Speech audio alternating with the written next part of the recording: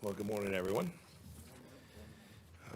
Happy Ramadan to those of you in time zones where it's Thursday already.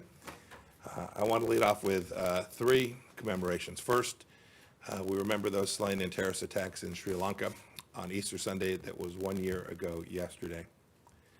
Second, this week the administration honors the annual Holocaust Days of Remembrance. This is the 75th anniversary year of the liberation of many Nazi concentration camps where so many innocent people were murdered, including 6 million Jews.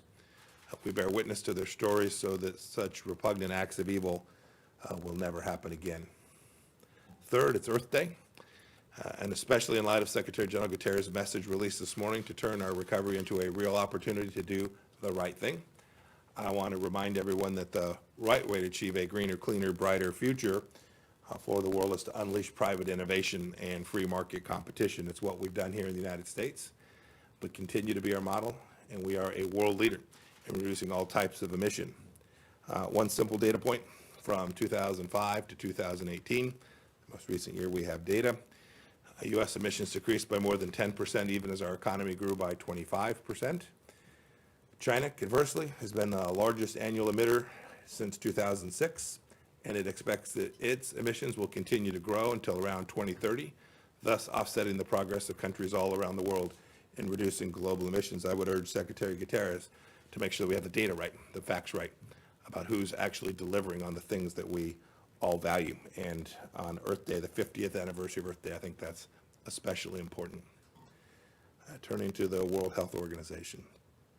I want to spend a few minutes telling the American people a little bit more about the problems that we're trying to work our way through. The WHO has two primary functions. First, it's a regulator and an advisory role and a health emergency and humanitarian aid operation on top of that. After the first SARS outbreak in 2003, the United States led the reform of the WHO. The WHO rules that govern how countries report on public health threats. So a major reform effort back 2003.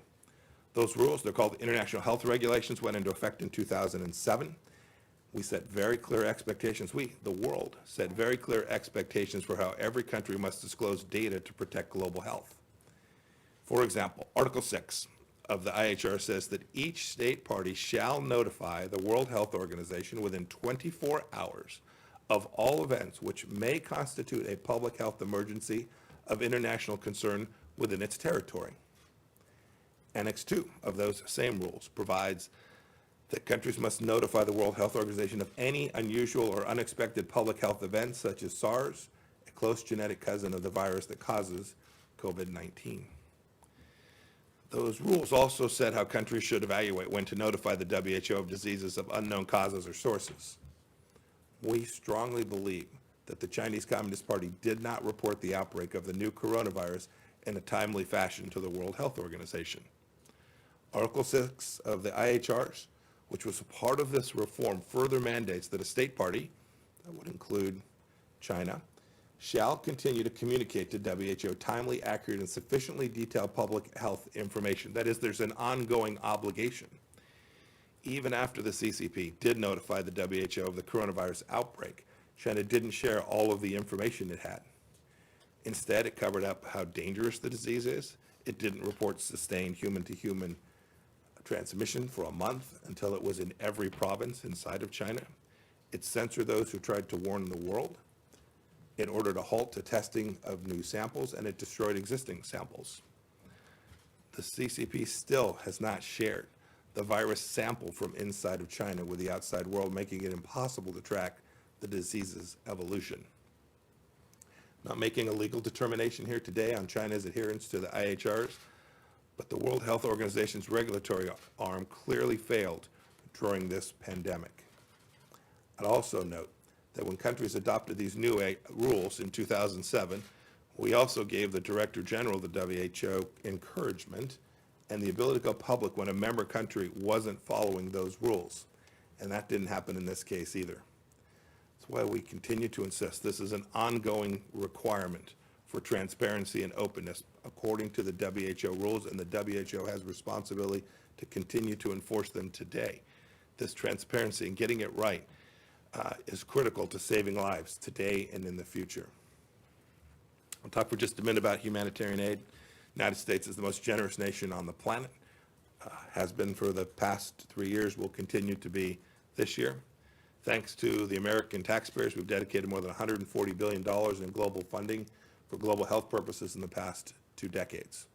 Today, I can confirm the United States is making an additional commitment of about $270 million to assist the most at-risk countries in fighting the virus, bringing our total to more than $775 million to date. We do this in lots of ways. We do this through multilateral organizations. We help our partners by sharing expertise. Today, the CDC has officers stationed in 59 countries and has helped train thousands of epidemiologists worldwide over the years, whose knowledge is proving incredibly valuable. You should know it helps those countries, it saves lives in those countries, but this is a global pandemic, and that work protects us right here at home in America as well. You know, weeks before the first reported COVID case arrived in Guatemala, USAID helped the Ministry of Health there equipped a key hospital to start caring for its first patients. And the United States is training more than 70,000 pharmacists across Indonesia today so they can provide good advice and referrals. American generosity isn't limited to our assistance that comes directly from the United States government, our businesses, our NGOs, charities, all faith groups. This is an all-of-America approach to saving lives all across the world and protecting us right here at home as well. We estimate that the American people in CUME have given nearly $3 billion in donations and assistance just to fight this particular virus. America's global health commitments remain as steady as ever. Move on to a couple final points. I want to highlight 2 ways in which the Chinese Communist Party is exploiting the world's focus on COVID-19 crisis by continuing its provocative behavior. First, we commented on what's taking place in Hong Kong, where amidst increased efforts by Beijing to erode autonomy, law enforcement authorities have arrested pro-democracy activists, including 81-year-old Martin Lee. We've always said that China has an obligation to live up to its promises, its obligation. So I was speaking about the virus earlier, to live up to the rules that it put in place and it signed off on. We'd ask them to continue to do that here. You've also seen that the Chinese Communist Party is exerting military pressure on Taiwan and coercing its neighbors in the South China Sea, even going so far as to sink a Vietnamese fishing vessel. The United States strongly opposes China's bullying. We hope other nations will hold them to account too. Tonight I'll be in a phone call co-chaired by myself and my Laotian counterpart with every ASEAN member. I want to note too that we are now well along in developing the implementing policies required by the law in the NDAA of 2019, prohibiting use of Huawei and other untrusted vendors in U.S. facilities. Data that come into U.S. facilities will have to follow a clean path and reside in transit only through trusted systems, and we'll provide full details on that before too long. On Venezuela, as I've commented frequently from this podium, we're continuing to apply pressure on the Maduro regime, all the while seeking to provide humanitarian assistance for the Venezuelan people. As announced by the Department of Treasury yesterday, the general license, which allowed certain companies to maintain operations in Venezuela and PDVSA, expires today. The Treasury Department has announced a new, narrowly limited license for 7 months, which will allow companies that are operating there to begin their wind-down process. And with that, I'm happy to take questions. Okay, great. Nick? Thank you, Morgan. Thanks, Mr. Secretary, for doing this. Let me try Iran and China, if you don't mind. The IRGC today said that it launched a military satellite into orbit for the first time. Could that technology be used for ICBMs? And we've seen from Iran expanded nuclear capacity, Iraqi militia, rocket attacks, harassing of a Navy ship. In recent days after the Soleimani strike, there was talk of reestablishing deterrence. Do you fear that deterrence has slipped? And on China, there are millions of PPE items stuck in China, despite the fact they've been bought by U.S. companies. Do you believe the PPE is stuck because of red tape, China trying to make sure the quality is high, or because China is actually hoarding them and keeping them from the U.S.? Thanks. As for your second question, I'll leave to the Vice President's task force to talk about those goods and their transit. The good news is we have seen China provide those resources. Sometimes they're from U.S. companies that are there in China, but we've had success. The Vice President and his team have talked about the air bridge that has delivered products to the American people from China. We appreciate that. We are counting on China to continue to live up to its contractual obligations and international obligations to provide that assistance to us and to sell us those goods. Often these are commercial transactions in a way consistent with all of the international trade rules. As for Iran, you noted the launch last night. The Iranians have consistently said that these missile programs were disconnected from the military, that these were purely commercial enterprises. I think today's launch proves what we've been saying all along here in the United States. The IRGC, a designated terrorist organization, launched a missile today. And I'll leave to the Department of Defense to talk about the details about that.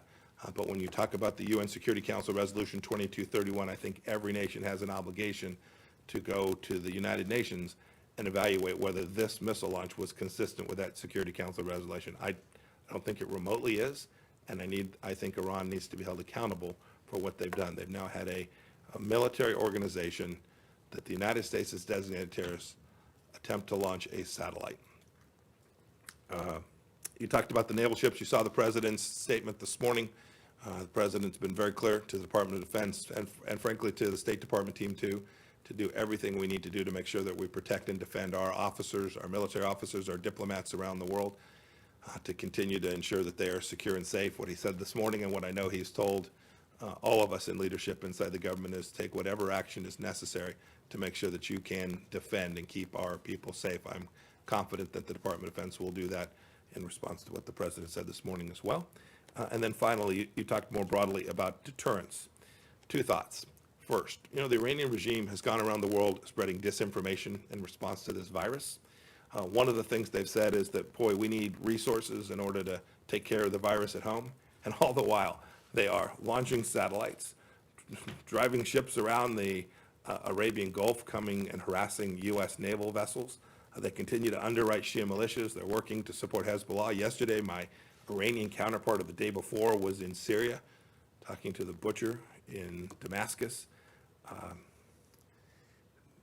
I hope that the Iranian regime will respond to the Iranian people's demands to prioritize resources that the Iranian regime clearly has, to the health and security and safety of the Iranian people, rather than continuing their global terror campaign. You can see they're still hard at it. You can see they still have resources. You should note, at the very first news that the COVID virus had hit Iran, offered humanitarian assistance to the people of Iran. That offer was rejected. That offer still stands. We've assisted other countries at delivering humanitarian assistance to the Iranian people. I only wish that the Iranian regime cared about its people as much as the rest of the world has demonstrated that it does. Barbara. Thank you. Mr. Secretary, we're hearing that there is panic buying in North Korea at the moment. I was wondering if you have any reading about what's going on there, and given the reports that Kim Jong-un is in very poor health, has the U.S. tried to reach out to Pyongyang for any information, and what was the response? And then a broader question on China, if I may.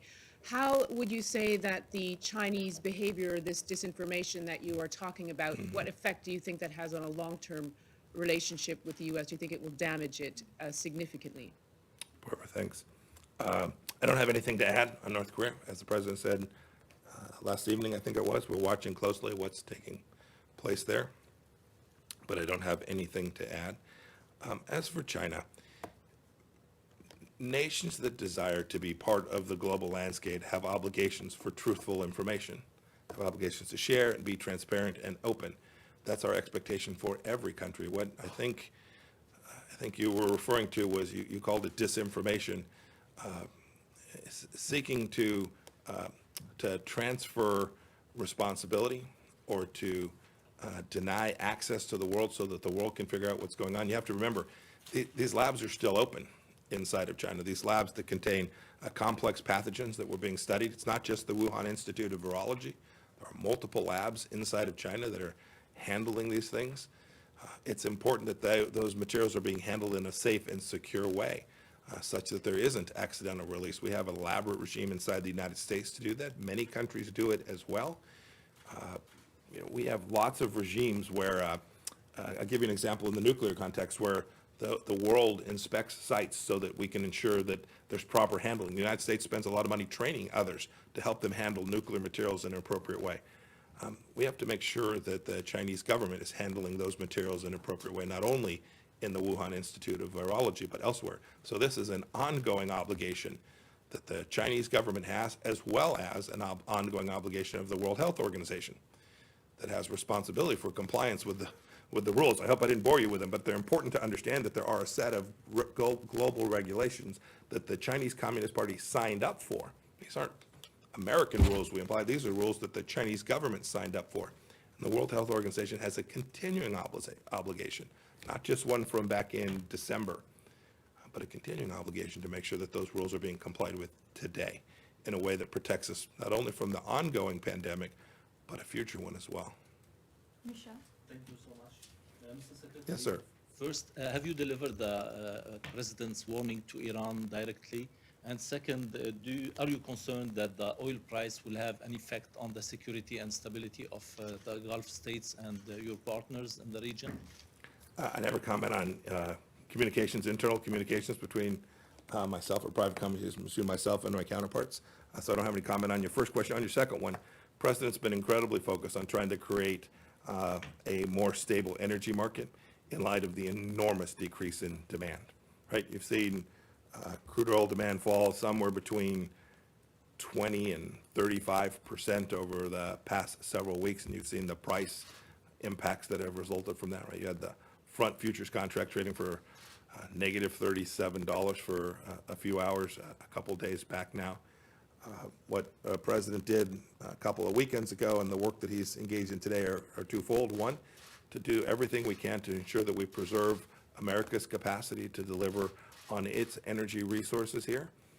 And second, to work to try and create stability in the energy market such that you get price signals that are consistent with real demand. And that also means getting the global economy cranked back up again. A key element that will have the most significant impact on those price issues, on those supply chain issues in the energy industry, is getting the world back going and getting demand back to the levels we had back in October, November, and December of 2019. Here in the United States, we had one of the most robust economies that the United States has ever had.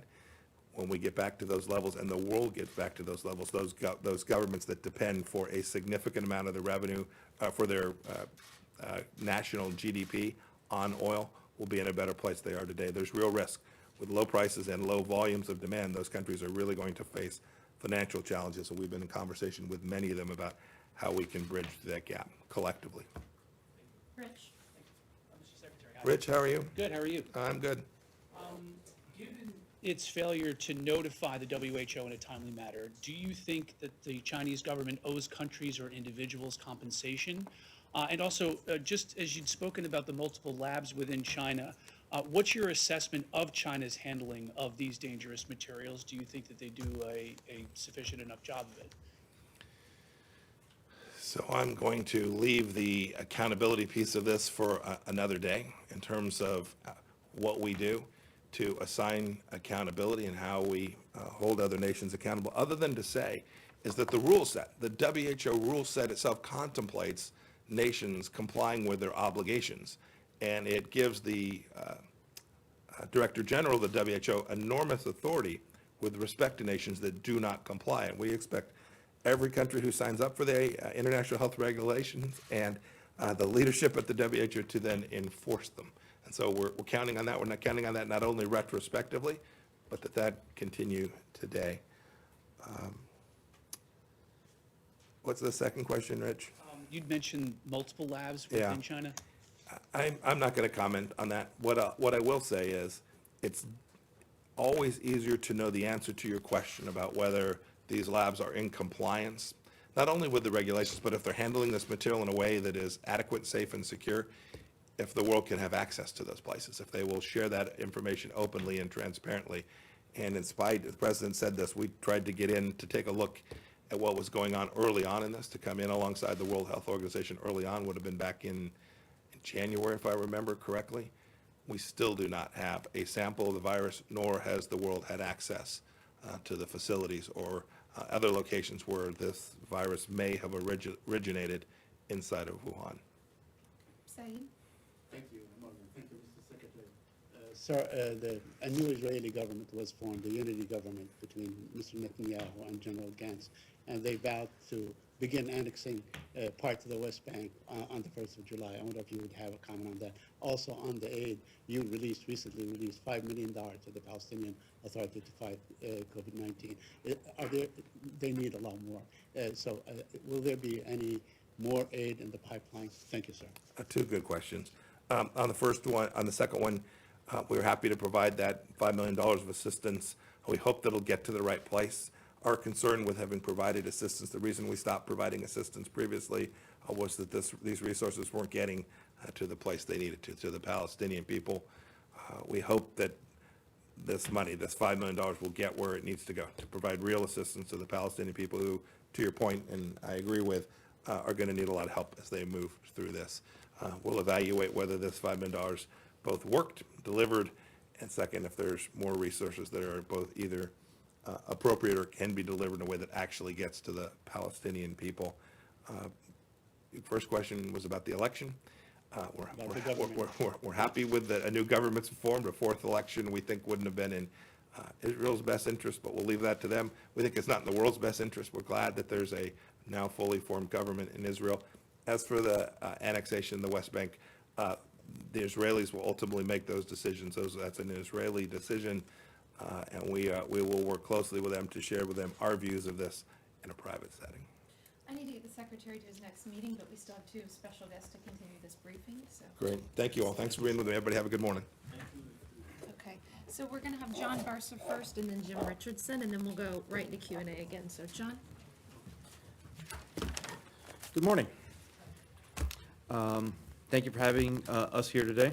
For those of you who I have not yet met, my name is John Barsa. I am the new acting administrator at USAID, and I'm deeply honored to have been chosen for this position. I would like to thank President Trump for the support and confidence he's placed in me with this charge. I look forward to working with him, Vice President Pence, Secretary Pompeo, and other leaders throughout the interagency as we lead one of the finest workforces in U.S. government today. We are here to discuss how the United States continues to demonstrate global leadership and help countries around the world fight the COVID-19 pandemic. With the $2.7 billion in emergency supplemental funding Congress has provided, USAID is working with the State Department and CDC to provide assistance that strengthens health systems, meets emergency humanitarian needs, and mitigates the economic impact of the virus's spread. With the Secretary's announcement today, we have contributed a total of more than $775 million across more than 100 countries facing the threat of this global pandemic. Here's a little bit more detail for you on the specific pots of money that this announcement encompasses. It includes nearly $103 million from the Economic Support Fund account, which non-governmental organizations will use to implement a variety of interventions to support communities and countries. We'll also be committing $100 million in humanitarian assistance from USAID's International Disaster Assistance account to help meet urgent life-saving needs in crisis-affected areas, and $667 million in migration and refugee assistance to support displaced populations, which remain the most vulnerable populations of this pandemic. In every corner of the globe, the United States is lending a helping hand to countries that need it the most. Many of these countries are places where we regularly provide assistance. Our expanded presence in other countries demonstrate the extraordinary nature of this crisis. For example, on April 11th, the United States, through USAID, committed critically needed assistance to Italy to mitigate the overwhelming disruption the pandemic has had on the delivery of healthcare in communities and to help stabilize the country's economic situation. This assistance will help improve Italian citizens' access to essential healthcare during the current pandemic and support Italy's recovery. In this latest round of funding, state and USAID will provide COVID-19 assistance to some countries for the first time since the outbreak began. These countries include Algeria, Belize, Bhutan, Bolivia, Botswana, Bulgaria, the Republic of Congo, Djibouti, El Salvador, Ecuador, Eswatini, Ghana, Guatemala, Guinea, Honduras, Jordan, Lebanon, Madagascar, Malawi, Malaysia, Mali, Montenegro, Morocco, Mauritania, Mauritius, Mexico, Lesotho, Liberia, Panama, Namibia, Niger, Romania, Sierra Leone, Turkey, Uganda, the West Bank, and Yemen. Well done. Those are quite the list, right? Now, do you all memorize that? Yeah? As you know, we work through international organizations and NGOs in many of these countries to reach people in need. And as you can see from the list of countries I mentioned, the kind of places where we are responding is, of course, varied. To make sure our assistance is as impactful as possible, the support we provide is tailored to each country's capacity and needs. Our toolkit of support includes investments that improve case management, disease surveillance, and public health screening. It strengthens infection prevention and control at medical facilities, bolsters laboratory capacity, scale up communications campaigns to raise awareness, expand access to water and sanitation, and more. America remains the leader in global health and humanitarian assistance. Through unmatched generosity, the American people have saved countless lives, protected those people who are most vulnerable to disease, built health infrastructure, and promoted the stability of communities and nations. America has always led the world through times of strife, turmoil, and uncertainty, and this pandemic is no different. Lastly, I want to highlight President Trump, Vice President Pence, and Secretary Pompeo for their extraordinary leadership on the world stage throughout this crisis. This all-star team and the rest of the Trump administration is working around the clock to stem the spread of virus at home and abroad, and they deserve our recognition. So thank you very much. Jim? Thank you, Morgan. I'm Jim Richardson. I'm the Director of Foreign Assistance here at the Department of State. First of all, I want to acknowledge the leadership, as John just did, of the President, of the Vice President, and of the Secretary, and really our talented teams, both at State and USAID around the world, as we work together to defeat COVID-19. To put it simply, pandemics like COVID-19 do not respect national borders, and so that our response, our USG response, can't either. Through decades of U.S. global leadership in health and humanitarian assistance, we know that the smart and strategic investments are critical to our primary mission of maintaining the health and safety of the American people. We can and must actually fight the pandemic both here and overseas. It's not a zero-sum game. It actually builds on each other. Through the American people's generosity, the State Department of the United States continues to demonstrate global leadership in face of this pandemic. In fact, this fact is underscored by what the Secretary just announced of an additional $270 million for humanitarian and economic security assistance, bringing our total to $775 million spread over 100 countries worldwide, nearly all of them John just mentioned. So we'll implement this funding through a strategic all of America approach to ensure that this world is safe from infectious diseases both today and also in the future. When it comes to our investments thus far, let me address a couple hot button topics that I'm sure you will ask me about. First of all, let's talk about Italy. We're providing $50 million in economic support to Italy, one of our closest allies and friends who has been at the forefront of the fight against COVID. These funds will help support the recovery of the Italian economy and support international organizations and NGOs, including many faith-based organizations, many of which are already on the ground saving lives. Second, the United States is also providing $5 million to the Palestinian hospitals in West Bank, Gaza, to battle the pandemic. The United States welcomes the ongoing cooperation between Israel and the Palestinian Authority to address the COVID-19 crisis and Israel's facilitation of goods and equipment to the West Bank and Gaza in support of this effort. Third, I want to talk about the Northern Triangle, El Salvador, Guatemala, Honduras. We're providing $7 million to help address this outbreak. This comes on top of what the President and the Secretary have announced of $258 million in targeted foreign assistance for these three countries. These funds will benefit both the United States and our important allies by targeting economic assistance to regions with high outflow migration. We can help keep people at home while supporting and deterring illegal immigration to the United States. As you're well aware, Last week, the President announced that we are pausing for the next 60 to 90 days funding for the World Health Organization while examining the failures to the response.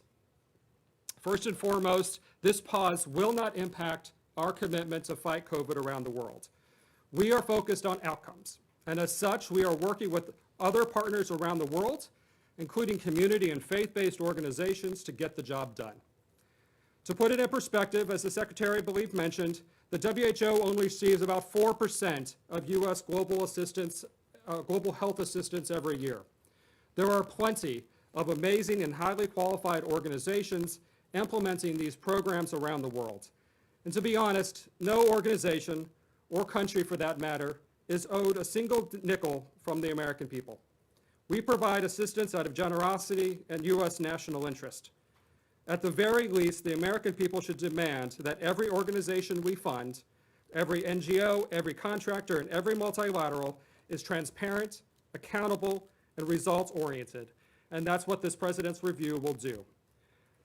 At the end of the day, this should be about saving lives, not about saving a bureaucracy. For more than half a century, the United States has been the largest contributor to global health security. We have built the foundations upon which the global health system is based, contributing over $140 billion in this century alone. In the face of COVID-19, our global leadership will continue, and is once again underscored by what the Secretary has announced. And with that, we'll be available for questions. Okay, let's, you haven't asked one yet, right? Okay, go ahead. And CBS, if you have one, I think you go to that Magana, right?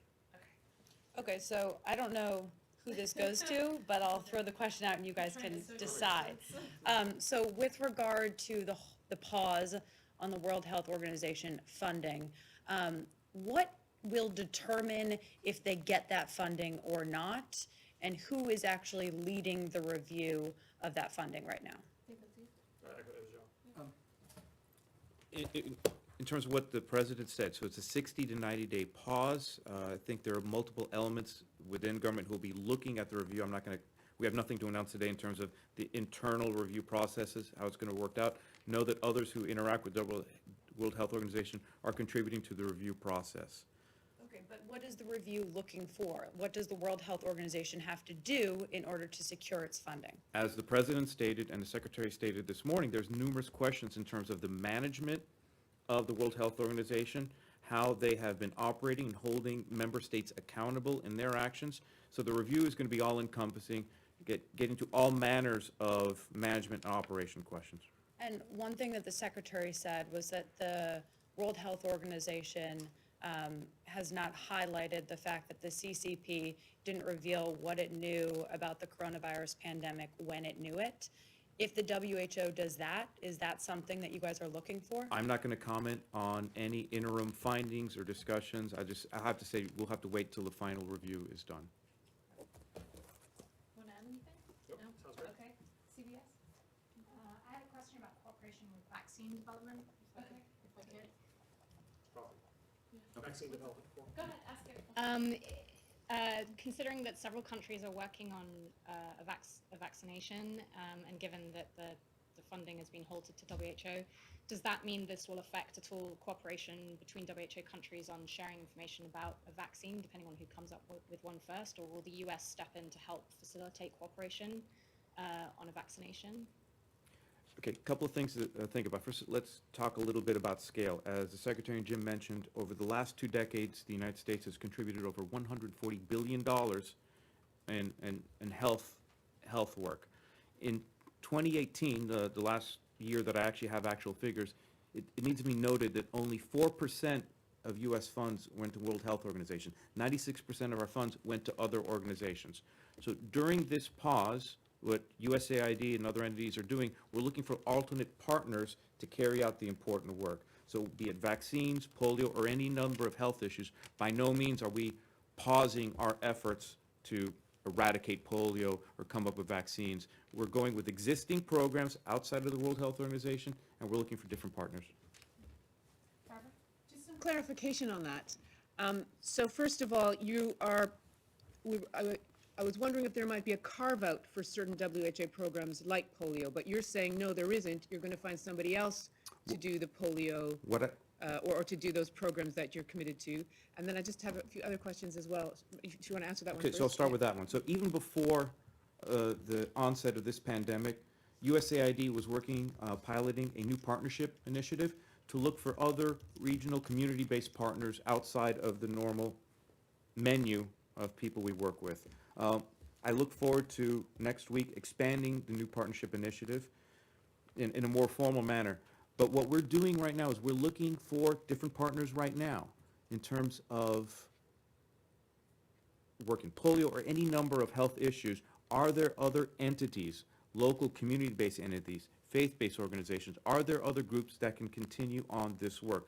So part of the assessment that is taking place during the 60 to 90-day pause is to evaluate the availability of new partners to carry out this work. So know that, the questions you ask in terms of are there other partners for whatever program of interest, that's part of the assessment. So we're evaluating that now.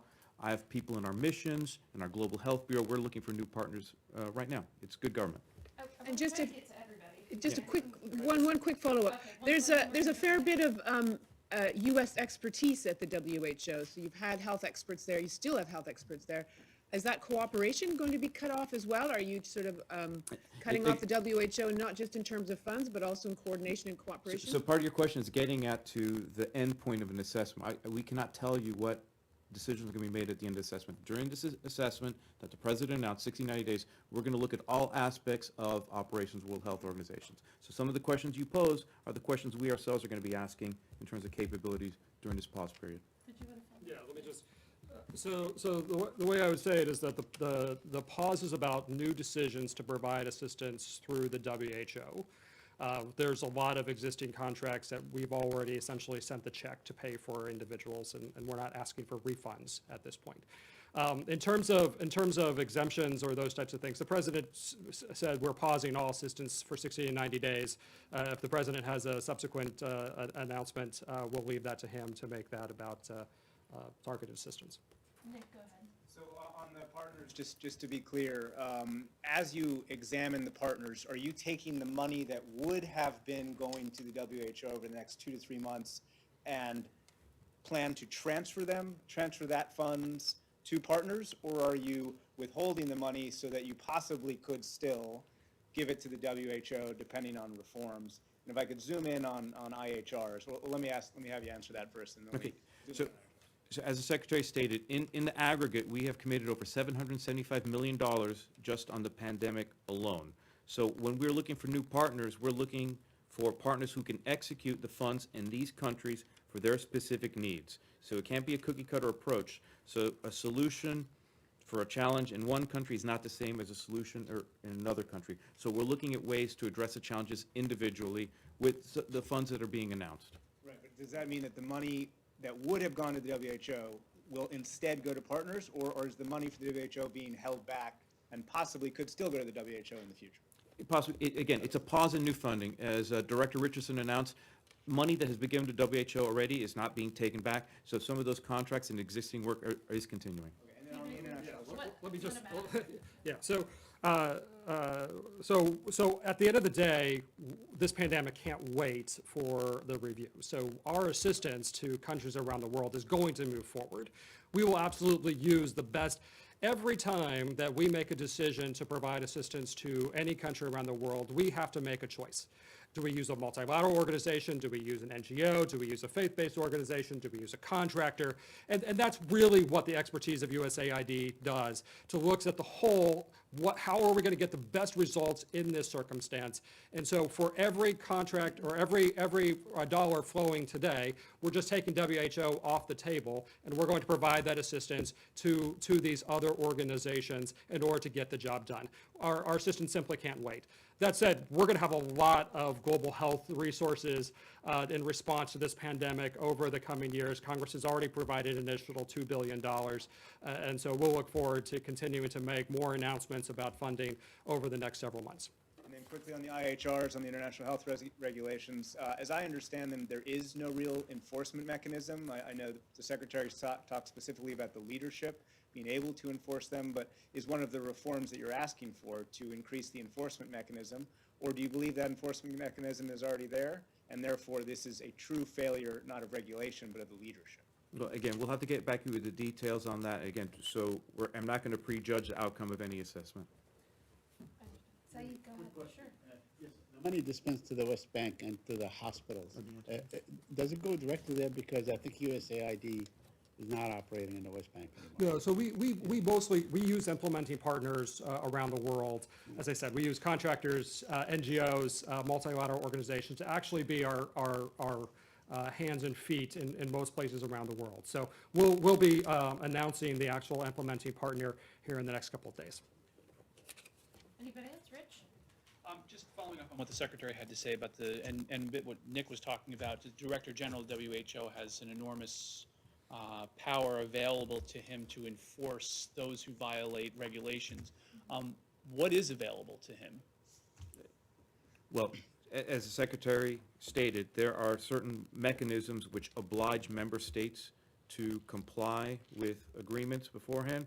So part of our review is to see what authorities did WHO leadership have, did they execute the authorities and keep compliance? So the question you're asking gets exactly to the heart of what our review. Is the management of the World Health Organization running it the way it should be run? And just to follow up on both your and Nick questions, I think the best thing for us to do is to get a briefing probably with Ambassador Bernberg or someone from IO. So we'll get that, I know you were wanting that, Nick. So we'll go ahead and get that scheduled, and I think we could go through a little bit more detail through Andrew or through IO. Okay? Can I just ask John one more question? Sure. And then we gotta, I just so- blew off my next meeting, so go ahead. Thank you. So you talk about, a lot more work that USAID is going to have to do to identify new partners. So how, do you have the capacity to do that? Has USAID had to hire new people? No. What does your team look like? No, again, so before the onset of the pandemic, we already knew good government was to diversify the base of implementing partners that we're working with. So under the leadership of Mark Green, who was administrator at the time, we started a pilot program called the New Partnership Initiative. So we started out in 14 missions. So we already knew the good government solution was to not depend on just a few implementers and partners. So what we're doing is that we've been already working with our workforce. We've gotten to that pilot, the pilot program has been very successful. So next week I'll be signing an order expanding that pilot to all of our missions worldwide. This is something that was going to occur regardless of the pandemic. So with the pandemic coming on here, we're already starting to work with new partners. That does not necessitate new contracting staff, either in DC or the missions, but what we've been doing is providing guidance to our contracting staff to look and consider other partners. Are there other NGOs, faith-based organizations, community-based organizations which are localized in the country that have more permanence? So this was going to go on regardless of the regardless of the onset of the pandemic. So we're just fortunate that we've already been thinking along these lines and are able to execute now without any additional investment in staff or personnel. Thanks so much, guys. Don't forget about the 1 p.m. with Brownlee.